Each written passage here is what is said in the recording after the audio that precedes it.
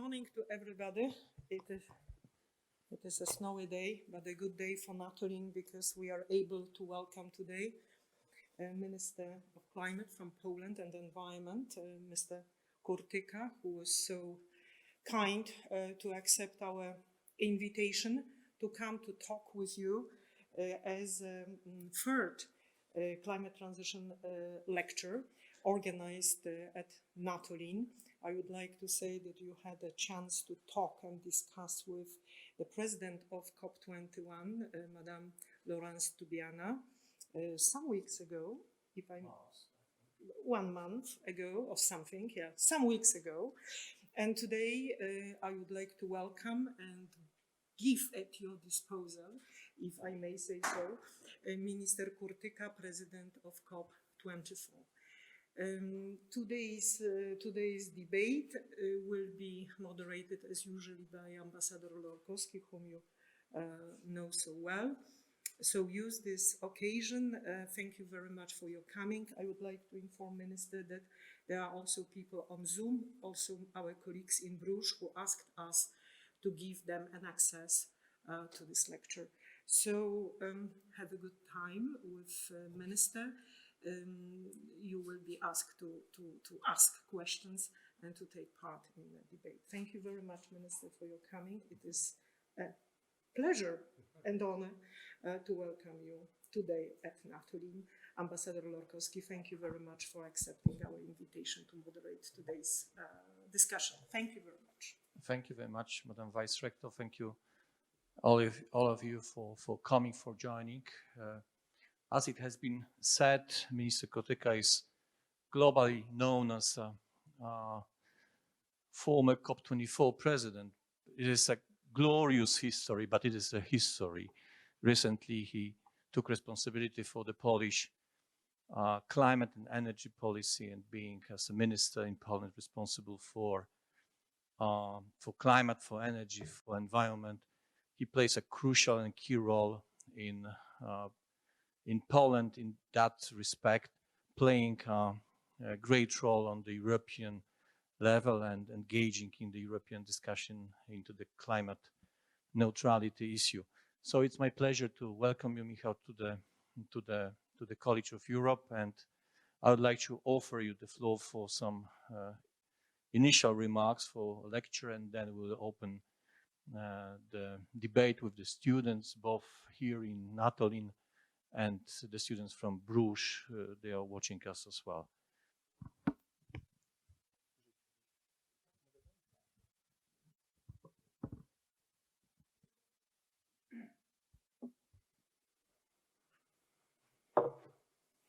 So I ask permission to remove my mask as we are far enough to protect all hygiene concerns.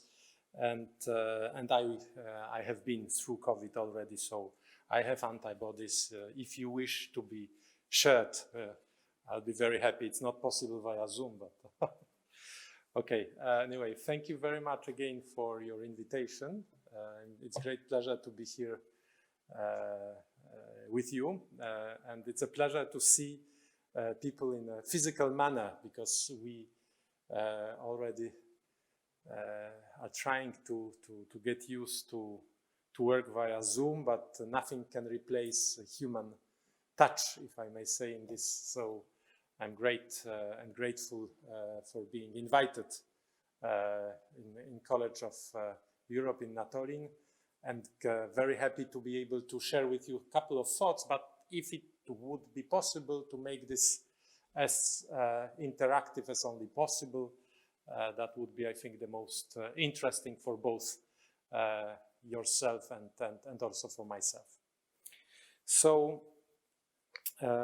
thank you, Artur. Thank you very much, Ambassador. Ambassador has been very kind of putting me at the heart of the COP24 success. Of course, he was extremely instrumental in that regard as Polish climate envoy.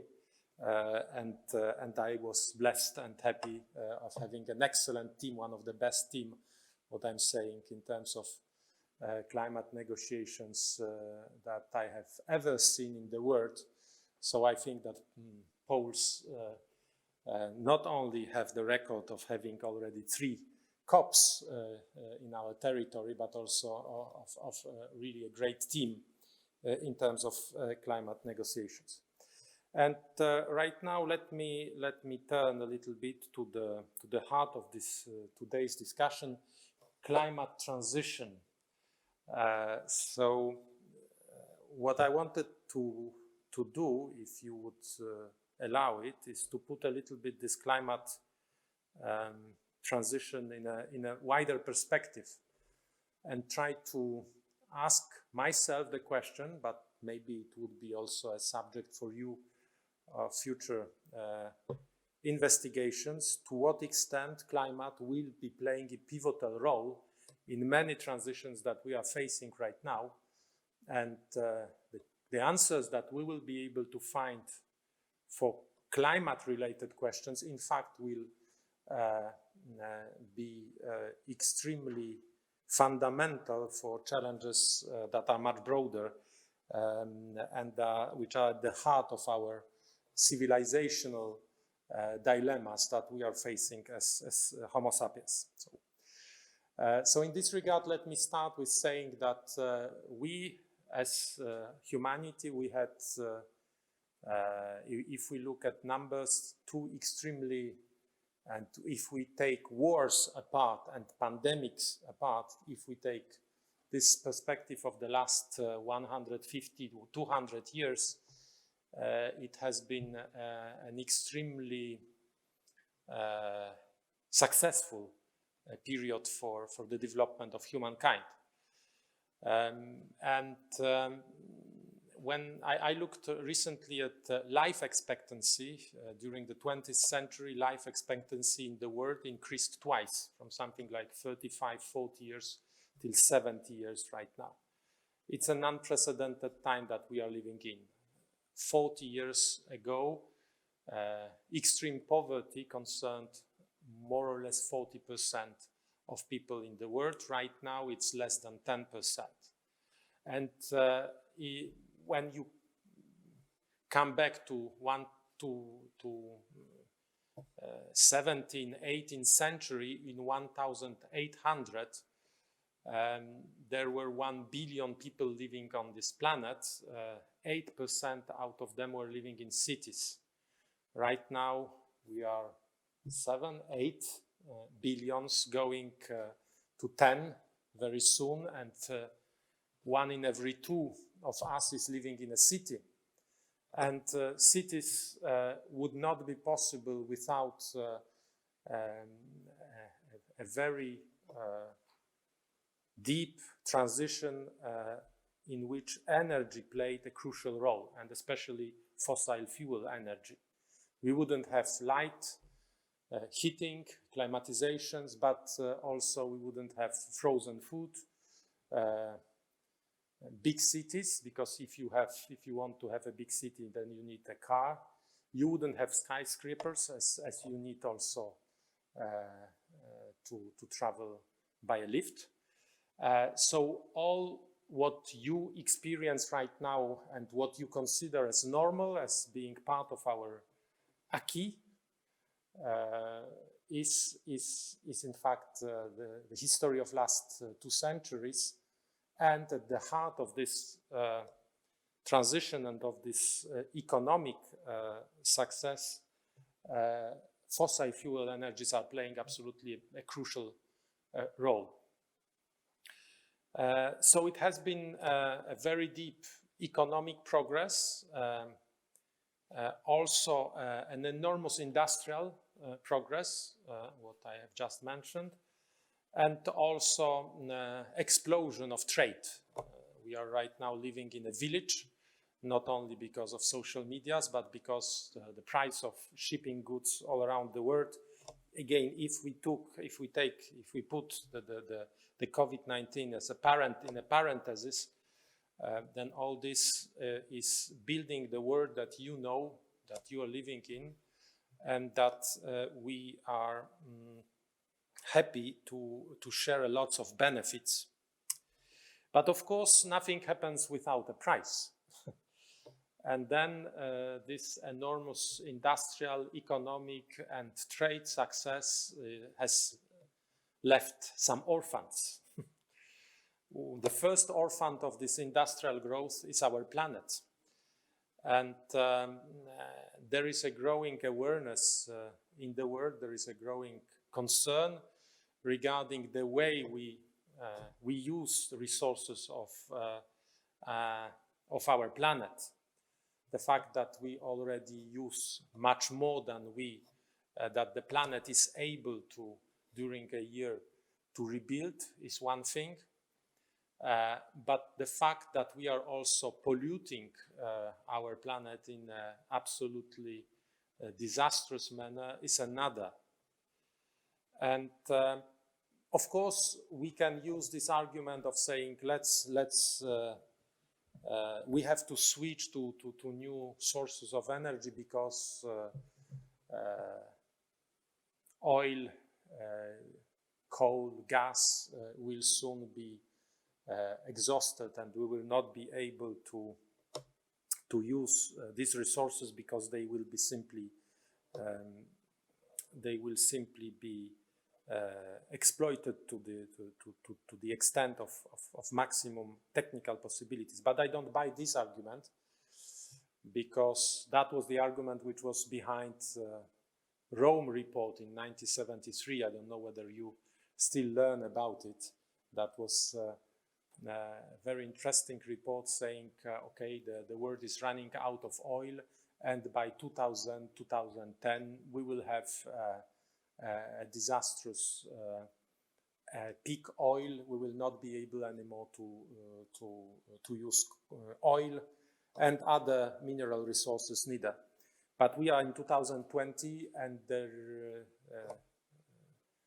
reserves of oil and other key minerals are only growing, because it's not a question only of technical advancements at a given time, but we have to look at technological progress. And each time that we are exploring, developing new ways of exploring our nature's wealth, then we are in fact extending the potential of resources. So today, 2020, we have more oil in terms of reserves than we had in 1973, in terms of annual consumption in 2020 than we had in 1973.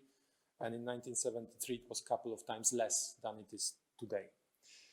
So I don't buy this argument. But what I see, and what many of us can see, and there is a growing societal concern regarding the fact that, yes, indeed, the planet we are living in is being increasingly devastated.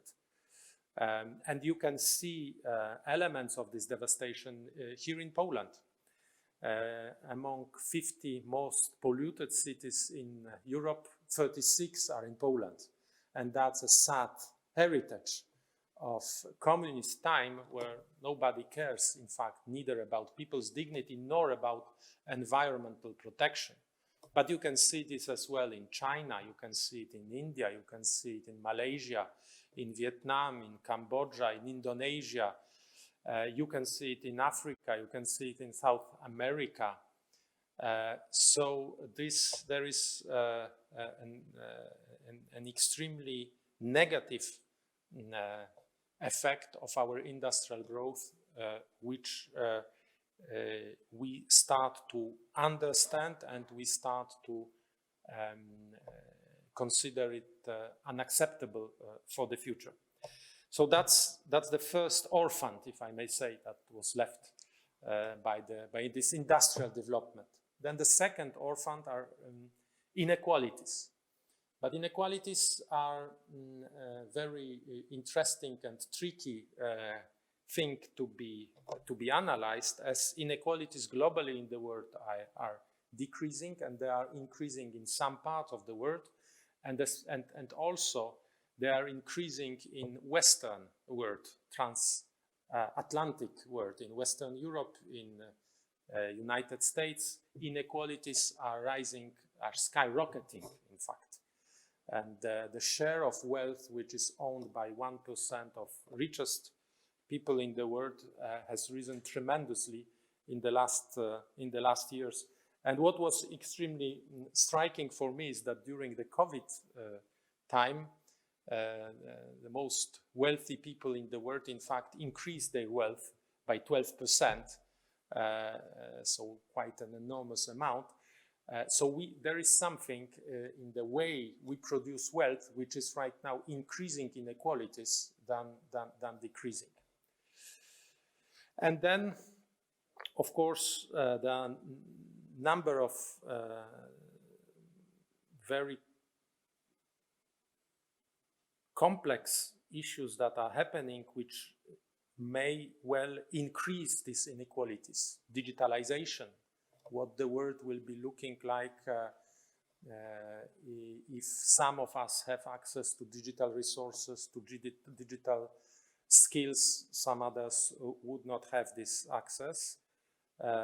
Even if, interestingly, digitalization is decreasing inequalities, for example, in Africa. I don't know whether you know, but it is much more right now popular to pay by a cellular phone in Africa than it is in many European countries. So yes, it can be also playing a role of decreasing inequalities and of bringing us closer one to the other. And then, of course, when we are speaking in a word of global trade, then we are speaking also about question marks from regional, national perspectives, how much this trade is increasing our wealth, how much it is helping us here locally, and how much it is contributing to the wealth of a few. So there are concerns also regarding the way trade is distributed, trade is working, and I think it will all stay with us for the years to come. But coming back to my first question, what I want to prove to you and or maybe challenge us all together is to say that in all these challenges that we are facing, climate will be playing absolutely, climate policy is in fact playing a pivotal role.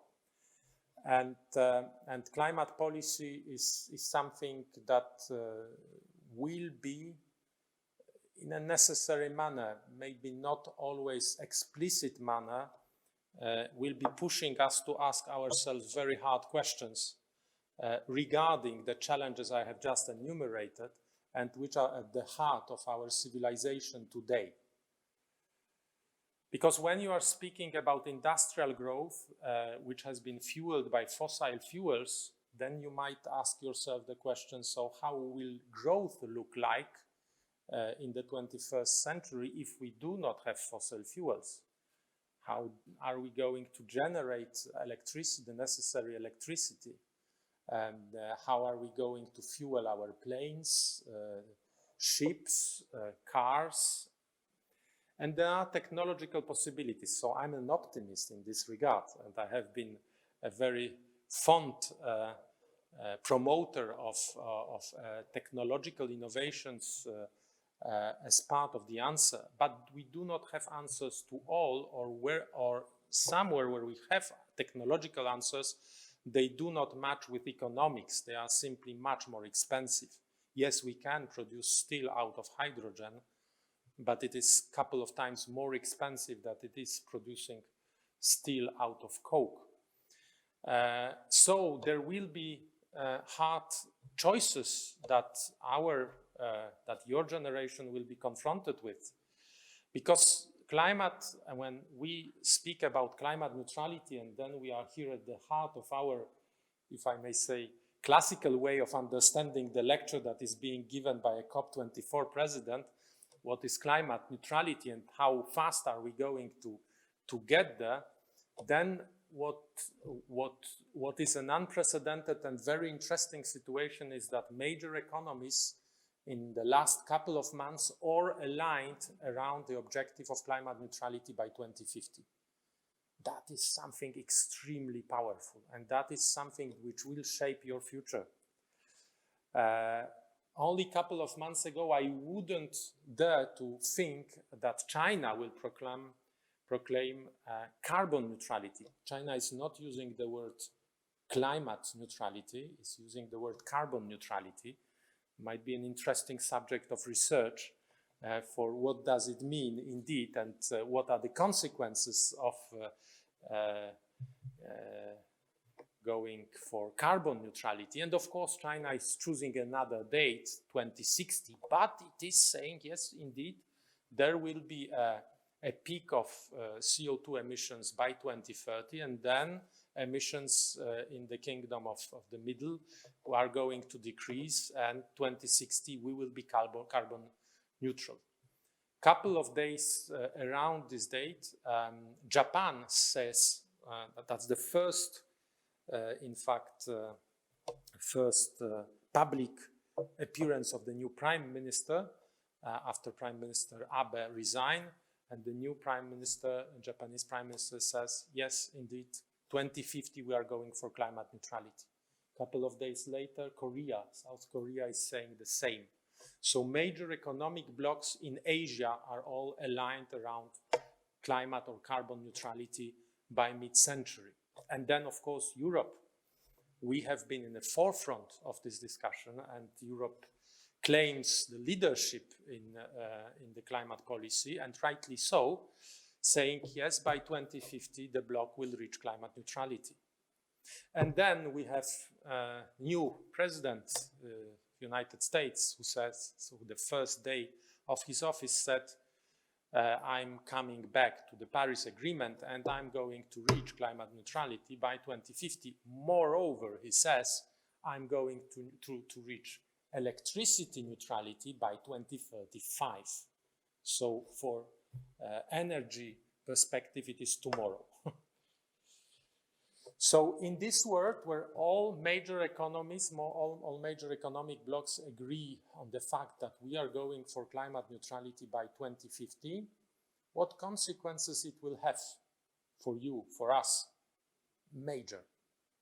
Because it concerns not only energy sector. This is something that we are already somehow a little bit used to think about. Okay, no more gas, no more coal, we are going for windmills, we are going for photovoltaics.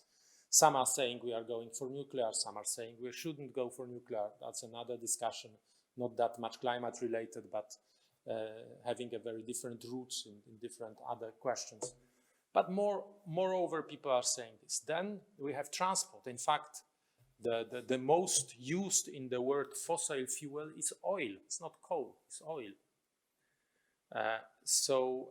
And this, in this regard, we have an extremely powerful alternative, which is electric car. And the electric car is going to replace combustion engine car within just a couple of years. Of course, the transition will take probably years, but in terms of the switch, it will be, in rich societies, it will be quite soon. Then we have a perspective of hydrogen also as energy carrier to be used in the transport sector. There will be a couple of difficulties, as I said, how to decarbonize air travels, how to decarbonize maritime transport. That will be a little bit more tricky, that will be probably more costly.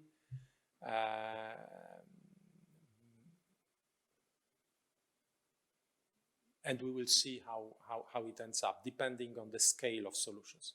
But then we have industry, and industry, energy-intensive industries, chemical industry, steel industry, cement industry, glass industry, fertilizers industries.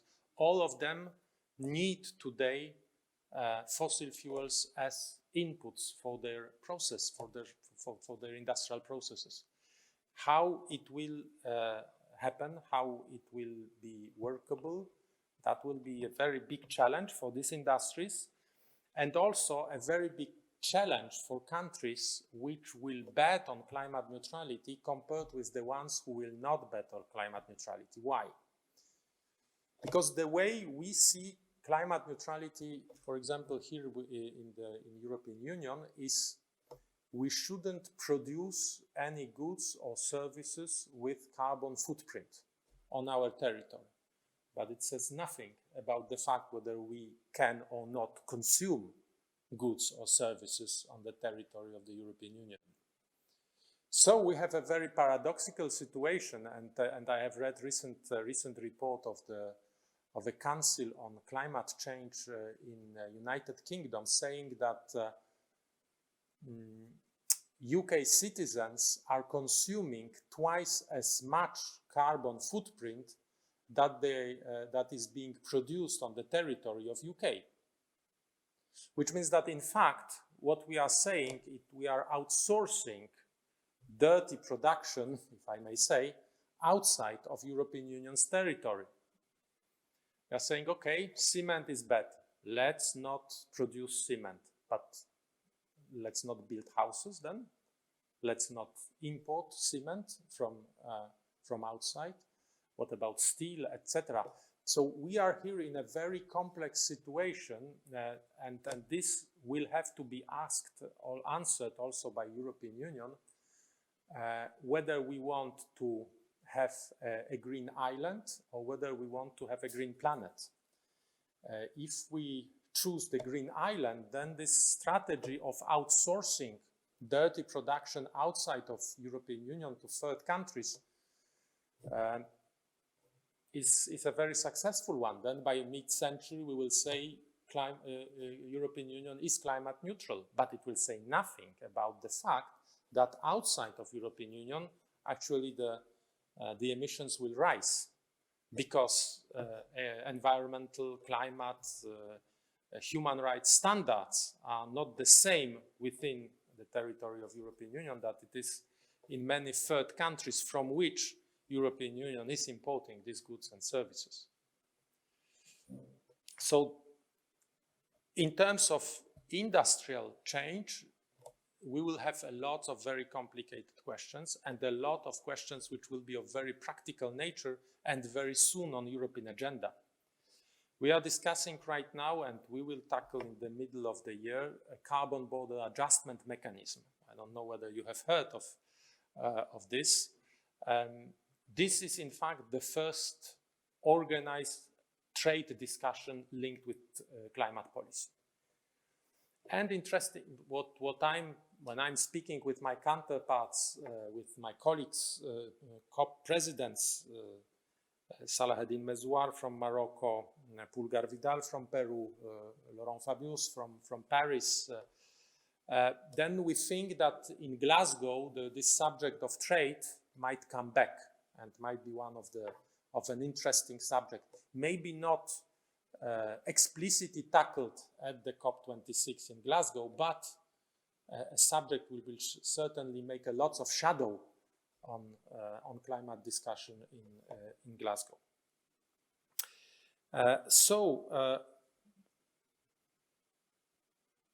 What am I saying? And coming back to my three orphans, so I mentioned also inequalities as being an important element of our today's agenda and today's world that you have to find an answer to. Then inequalities, to what extent inequalities will rise with in the world on the path to climate neutrality. It might be a risk, but it's also an opportunity in terms of technological development. So both sides are here. In terms of risk, climate technologies are, and this is something that we discover on the way, are extremely capital-intensive technologies. So when you compare producing electricity out of coal or gas power plant, or when you consider driving a combustion engine car, and when you compare it with climate-friendly alternatives, windmill, photovoltaics, nuclear, electric car, the difference is in a way the capital is employed. In one case, sometimes you do not need that much capital at the beginning, but you need a lot of money to make the thing operational.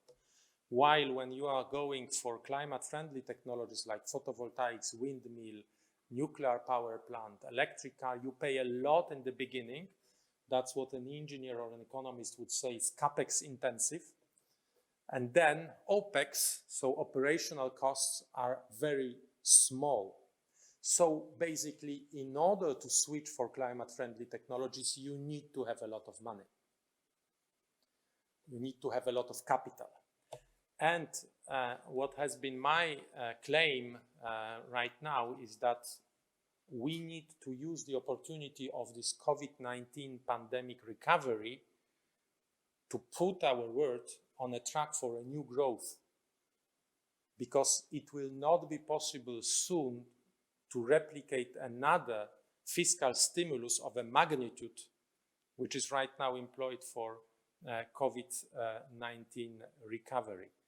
12% of world's GDP, nearly $12 trillion, are being used by major economies to smoothen the impact of the pandemic or to help us recover from the pandemic and reignite investments. $12 trillion, 12,000 billion dollars are on the table.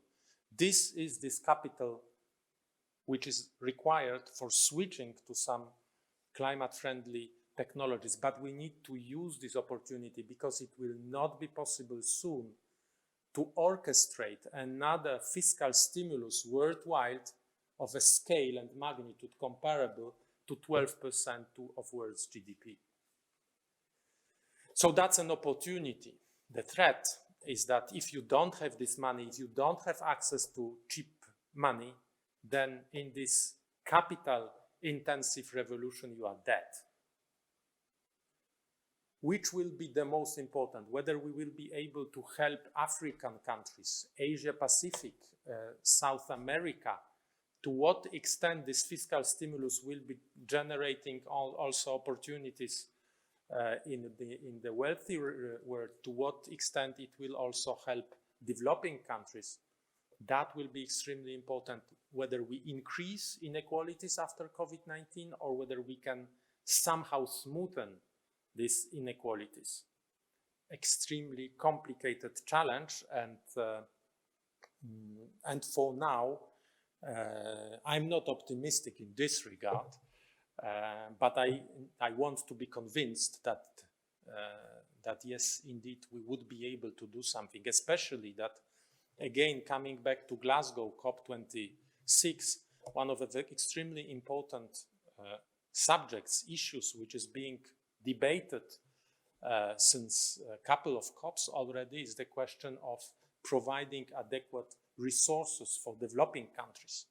And maybe some of you recall that in Copenhagen in 2019, there was a pledge saying that an investment of 100 billion American dollars will be mobilized each year for developing countries.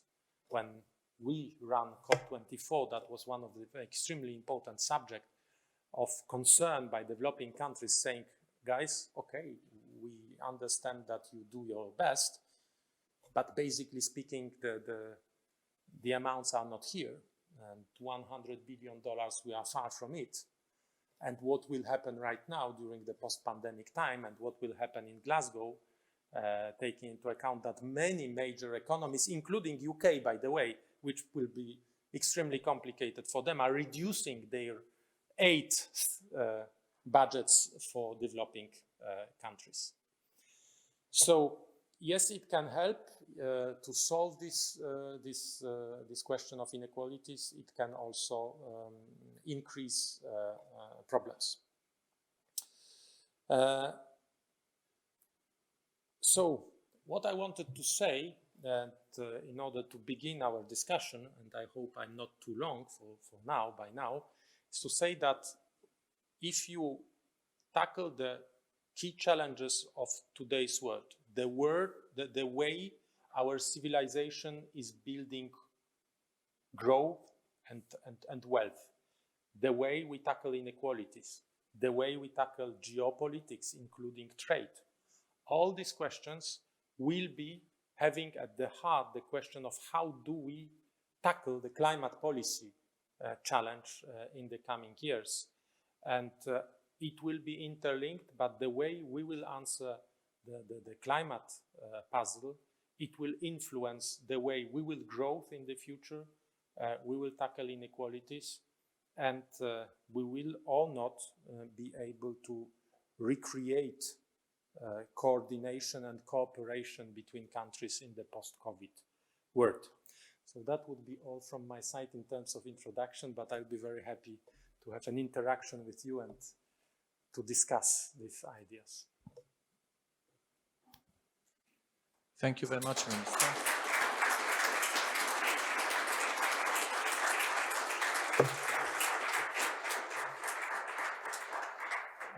We owed you this applause for your insightful and very complex and broad lecture on the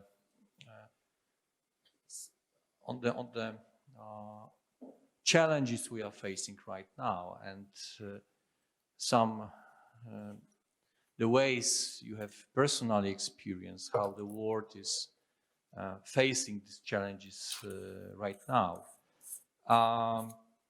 I think that this civilizational context of the change we are facing is something which is a very important message you brought to us today. Thank you very much for that. And I think that you touch upon many aspects of the change, of the transition, and there will be many questions on some specifics you just put the light on, and they might be very interesting for the students to continue in form of questions.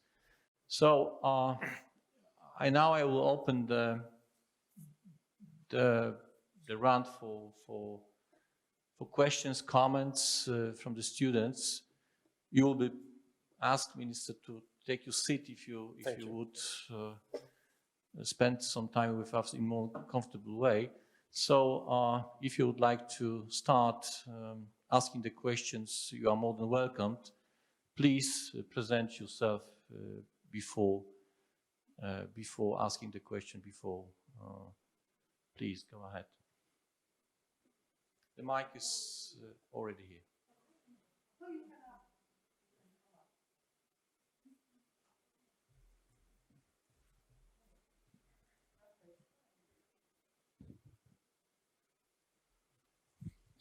So,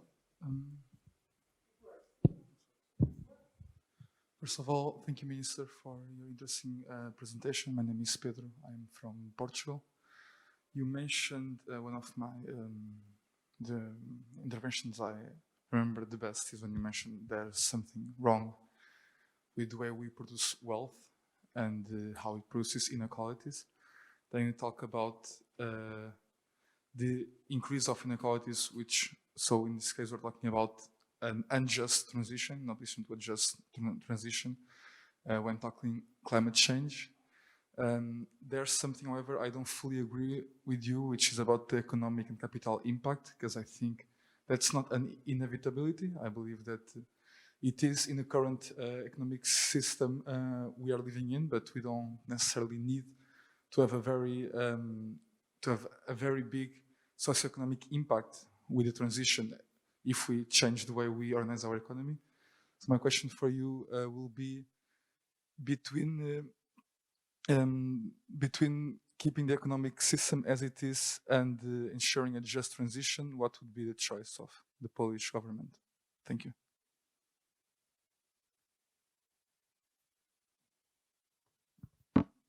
I believe that keeping the existing system is never something sustainable in the long run. Yes, we need to move, and we need to move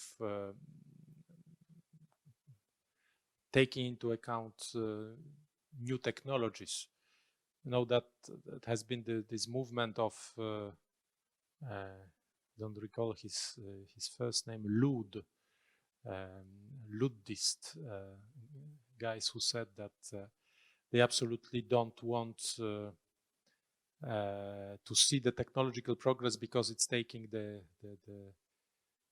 job, it's taking them their jobs.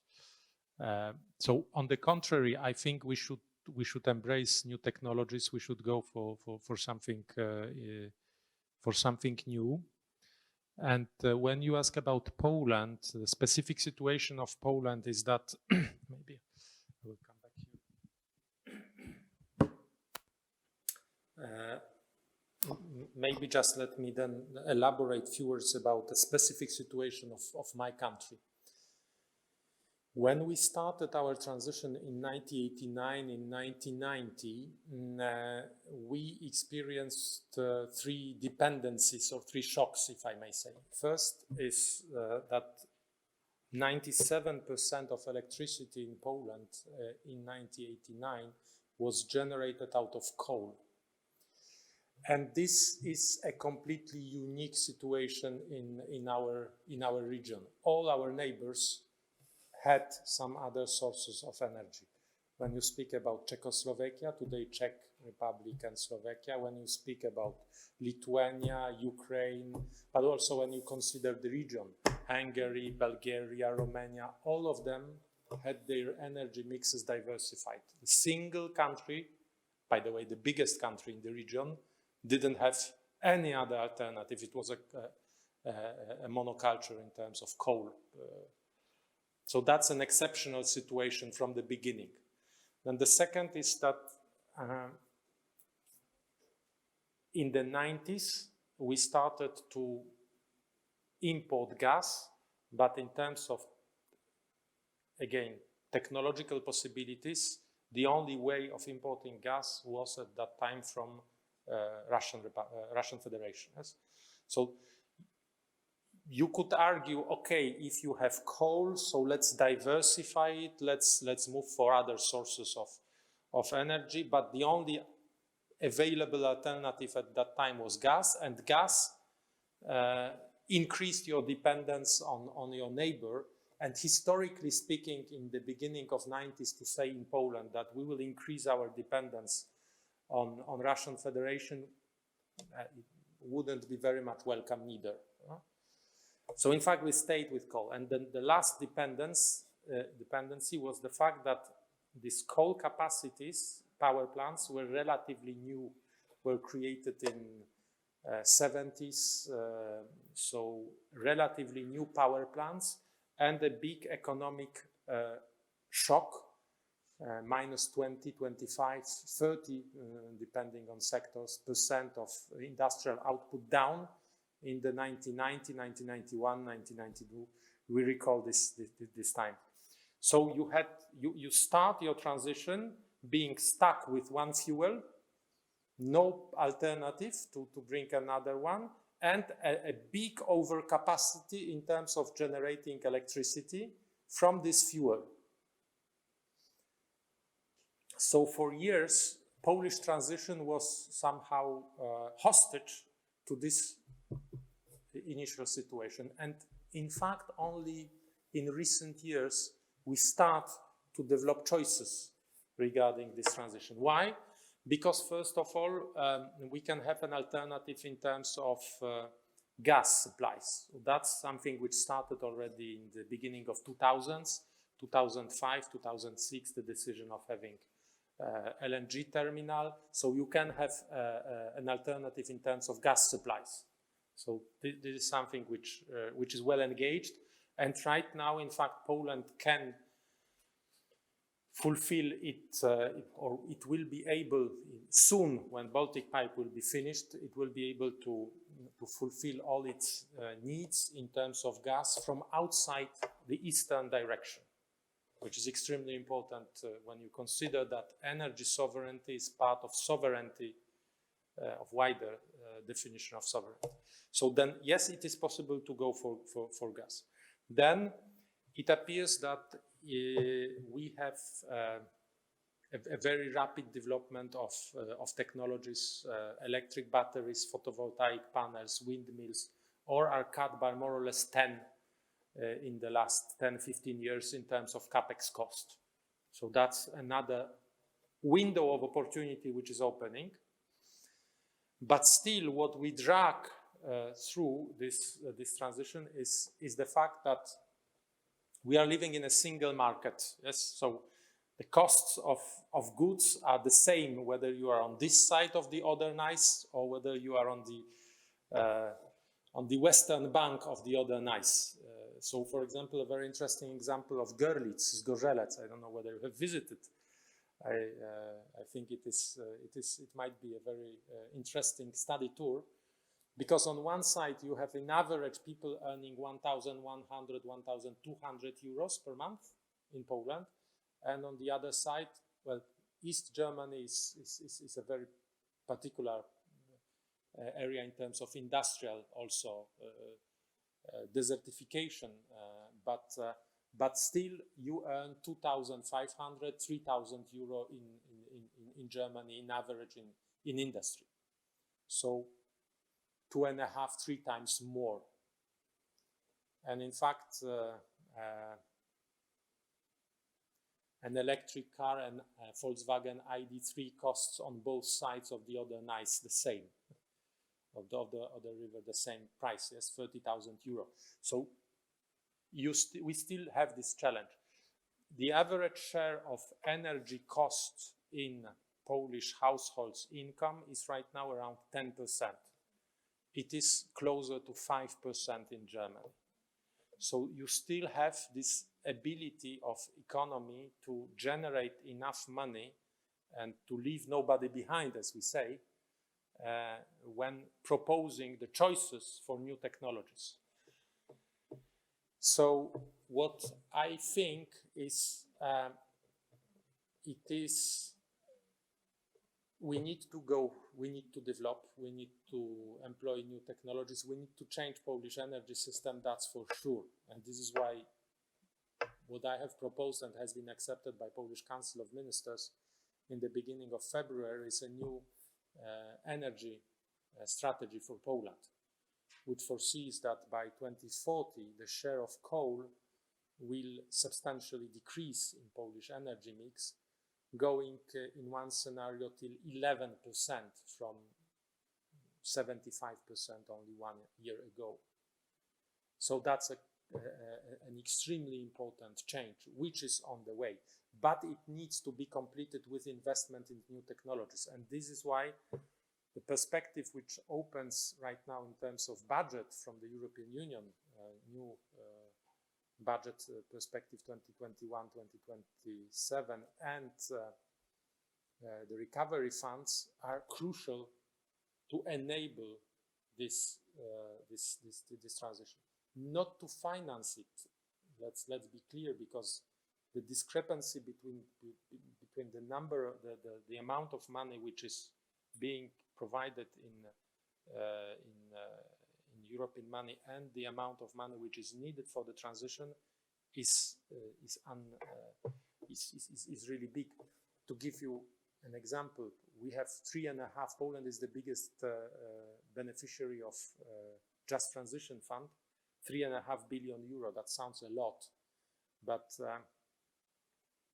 European Commission estimated that only reaching the 40% target for Poland, so not 55%, which has been negotiated in December, but 40% target by 2030 will require 240 billion euros for Poland alone. Public money, European funds can play a role of a trigger, the role of a necessary starting point, but cannot be sufficient. It's not enough to finance the need of the transition. We need to mobilize private capital. We need to use this money in a way that is financing really key targeted investments or providing a bonus for others, but majority of this money has to be generated, has to be mobilized here in Poland. And the way I see Just Transition, again, I think it would be useful for you to go there, to go to Silesia, to two neighboring cities, Katowice and Bytom. Very interesting case. They were. Ah, okay. Yeah, that's what I'm willing, to say that the students, they had the chance not only to visit the Polish-German neighborhood in the city of Nyssa and all of these places, but also Silesia, to encounter the energy transition, social transition, regional transition in September last year. Who went there? Oh, quite a lot. Perfect. Well, so I think you can see in Bytom, you can see in Wałbrzych also, places where the transition happened in the mid-90s in a very brutal and unplanned manner, and it left scars on the economic development, and also you can feel it through the unemployment rate. In Bytom, the unemployment rate is 3 times as high as in Katowice, 9% compared to 3%. So what is my take from this experience is that if we do not plan the transition, if we are surprised, caught by it, if we have to do it at the last moment, then it will be a disaster. We have to plan it, and the 20 years perspective is the shortest possible for such a change.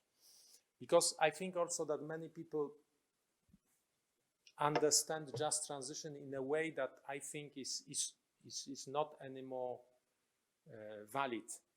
For example, to provide to minors an alternative in terms of qualifications to go for other jobs. And so we had in 2000 courses for becoming hairdresser, yes. Complete failure. You cannot switch a minor to a hairdresser. But what you can do is you can create a parallel stream of economic activity which will be attractive enough in order for the minor to say to his son or to his daughter, dear son or dear daughter, yes, indeed, your grandfather was a minor, your father is a minor, but I want you not to be minor anymore because there is a more interesting alternative which is on the way. And what the history of Silesia shows, it is possible. Silesia went through historically during centuries. That was a rich region. That was a wealthy part of not only Poland, and it went through a couple of this time of revolution. So if you have people who are skilled, who are devoted to work, there is a big work ethos, work ethics in this region. So then you capitalize on this by creating new opportunities, by creating new jobs, new sectors of activities, and this will be the best just transition that I can imagine. Thank you very much. Just transition issue is to be tackled by the students during the conference we are organizing in June this year, and more specifically on how the European Union can bring this just transition concept to the outside, to the global perspective. Okay, so now we have maybe, please, ladies first, principles will be applied.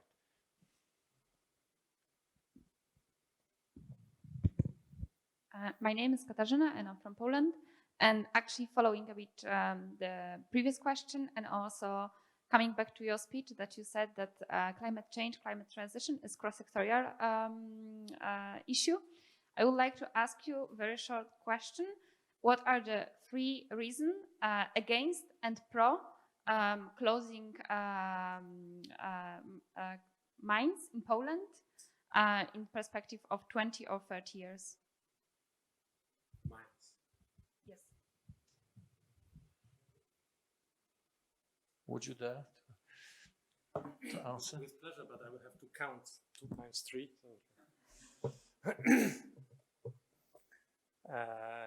So, which one I should start with? Well, I have choice. Thank you. So I think what is why we shouldn't why we should keep the system as it is.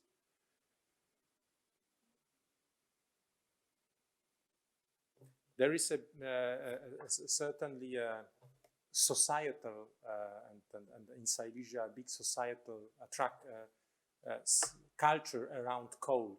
It's not only a question of jobs, but it's also a question of I don't know whether you have visited again Nikiszowiec, a small area in Katowice. So you have a rich culture around this industry and Barburka and everything else. Then you can see that our coal system right now is working very hard to heat our houses, and especially during the winter time, these coal capacities are absolutely impossible to be today to be omitted. Because there is no other system which could be playing this role. So this is a necessary part of today's energy comfort and energy security. The third one,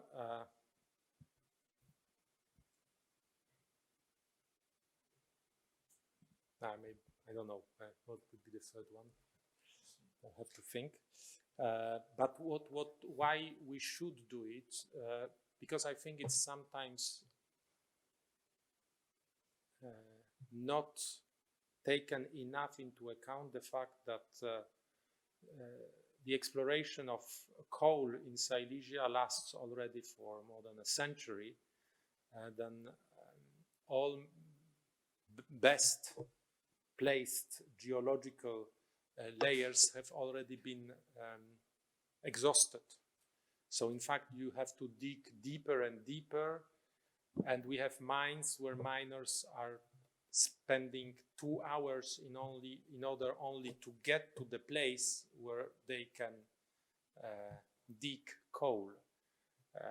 So it is increasingly unprofitable and increasingly difficult in geological technical terms to continue digging this coal.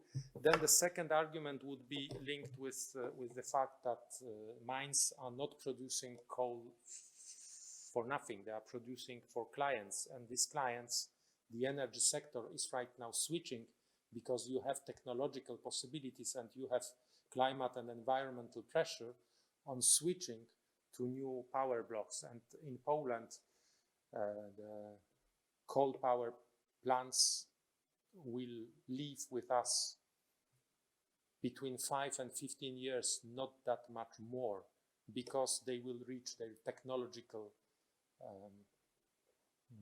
end soon.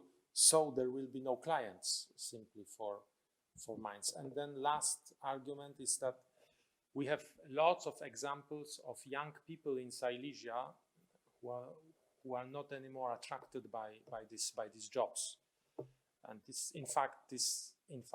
is something which we observe very much, and also local governments which are refusing to open new concessions for coal because of environmental concerns. So there is less and less also popularity among Silesians themselves. When you ask in a poll in Silesia whether yes or not people should continue to do it, I think majority will say no. I do not have numbers in mind right now, but there is in Silesia itself. Thank you very much, Minister. Please, the next question goes to you. So if you would. Thank you, Mr. Kurtyka. My name is Vikke. I'm originally from Netherlands, but I've been living in Poland and other Visegrad countries for the past 4 years. My question concerns local government. You already mentioned it just now. Considering the fact that most of the people live here in Poland in the cities, that most of the pollution and the smog is created by the heating systems in those cities. I live myself in Krakow. It was very bad in winter. And considering the fact that most of the mayors are from opposition parties of these bigger cities, how would you say is the cooperation between central government and local government? And what kind of challenges do you encounter in this cooperation? Thank you.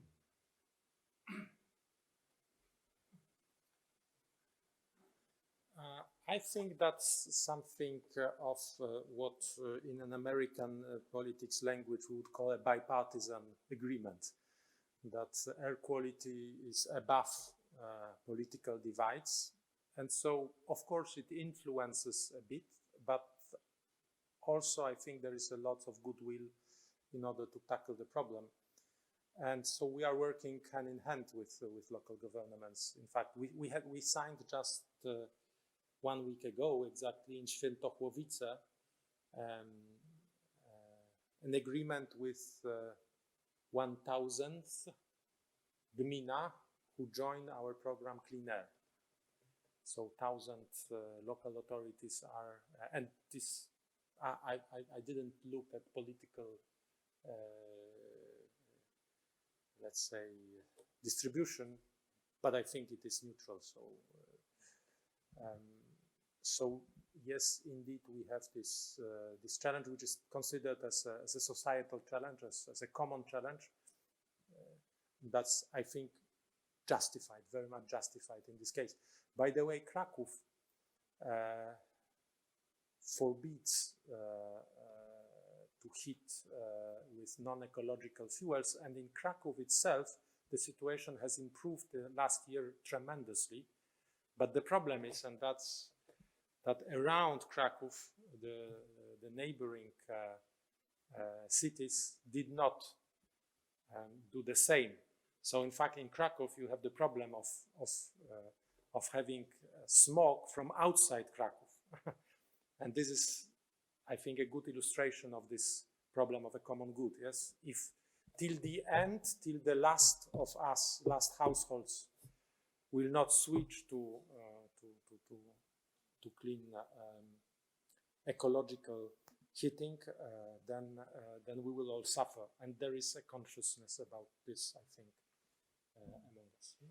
I will take now one question from students from Bruges. Samuel is asking you, could you comment on what role you see in European Central Bank is playing in funding transition in a low interest environment? So the role of the European Central Bank for transition.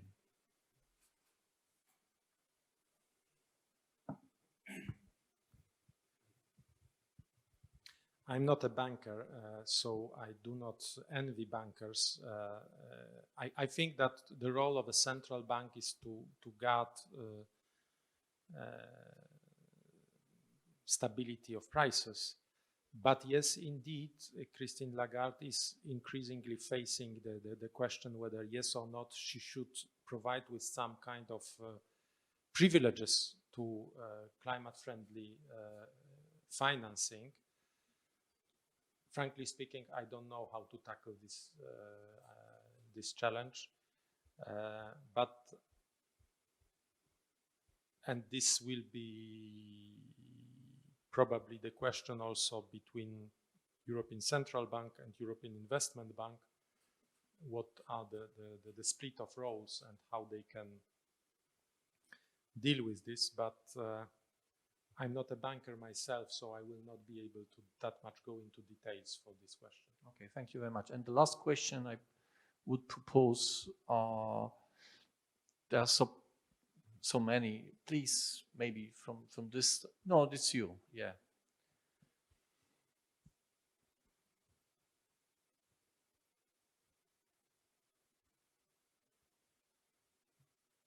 Hello, thank you for your presence. I'm Jean-Marin from France. The question I would like to ask is that indeed in the Poland is using actually 90% of coal for their electricity right now as the time we speak. So the transition will be a huge step, and it's going to be really hard, especially because like there is a lot of things to do in Poland. That is why the European Union started the Just Transition Fund. But this transition fund, there is one condition, even if it was hardly negotiated, is the respect of the rule of law.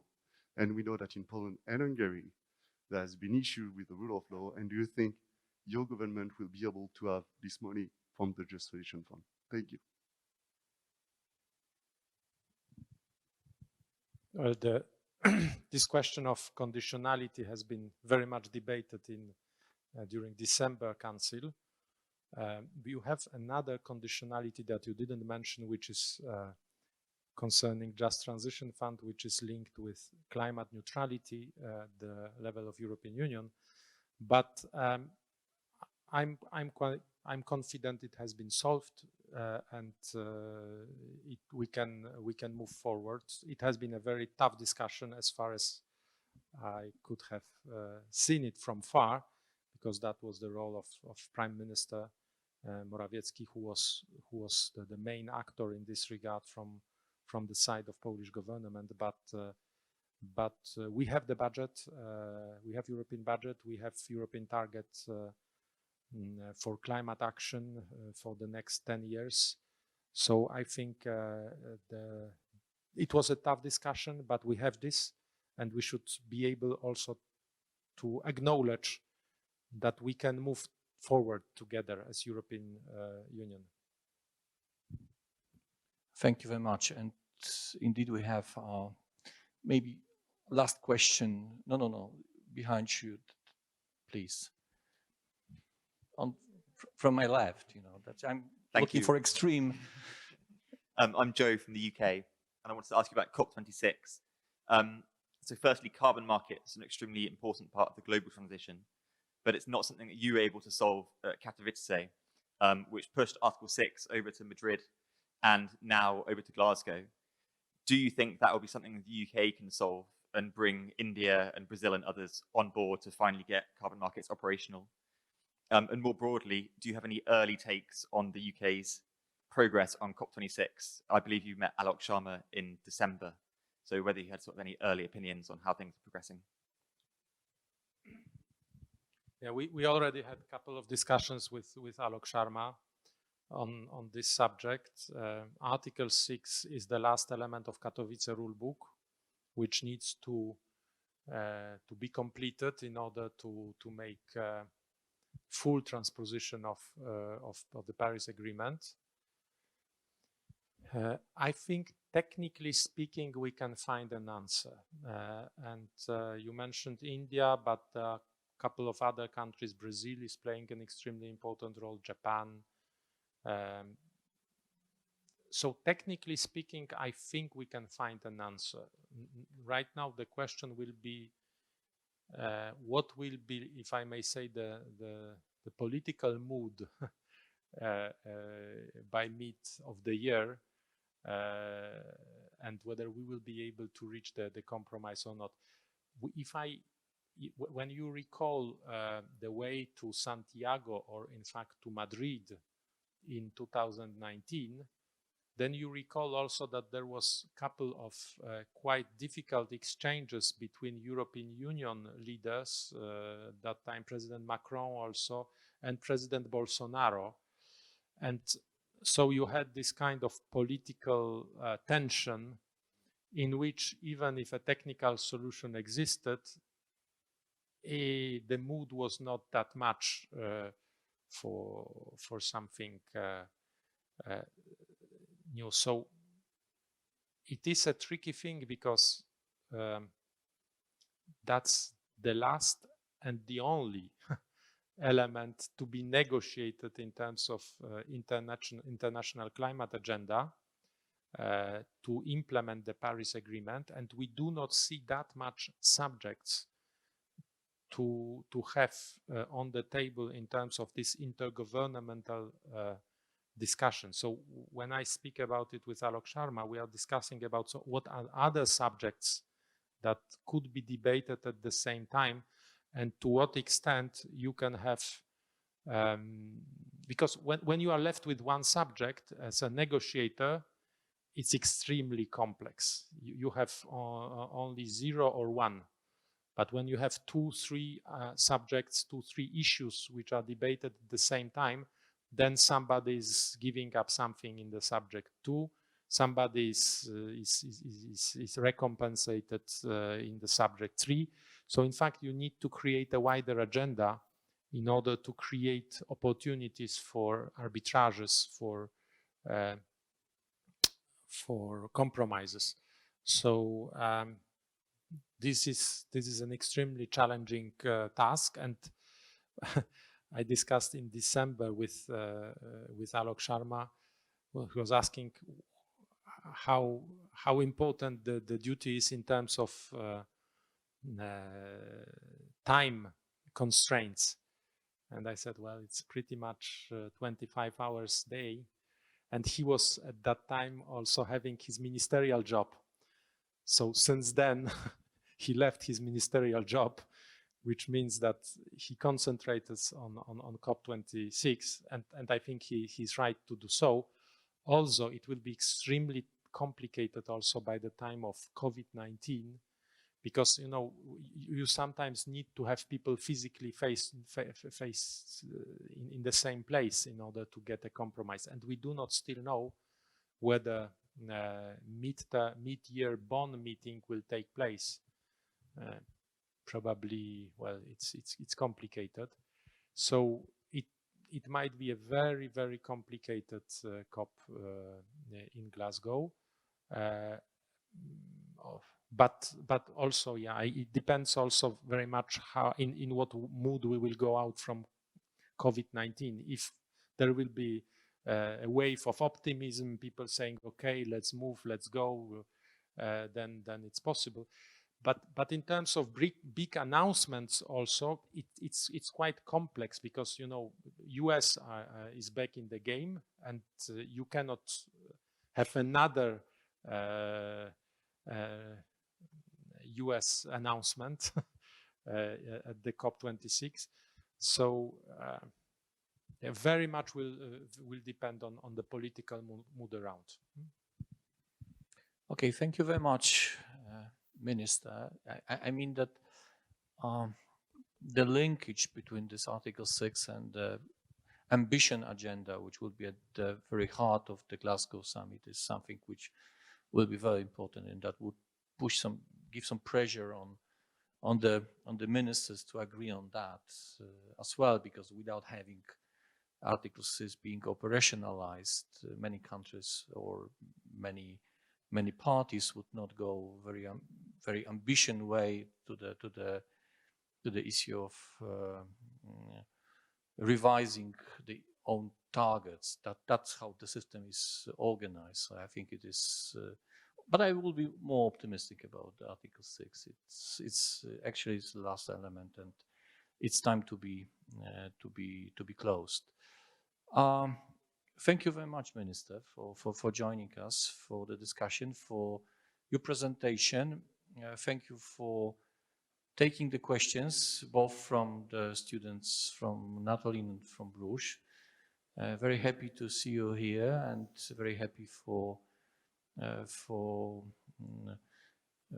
future encounter, future discussion. I hope we will see together.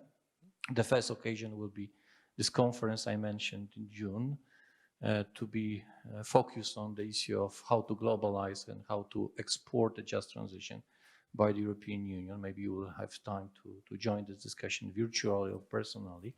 We'll see how the situation would look like in June. But definitely it was something, I mean, this discussion in the series of climate transition lectures, something very important for me, for students, to hear it from the perspective of somebody who is doing it on the on the professional level, on the political level, as a representative of the Polish government. Thank you very much for that. Thank you very much. Thank you. Thank you, and good chance.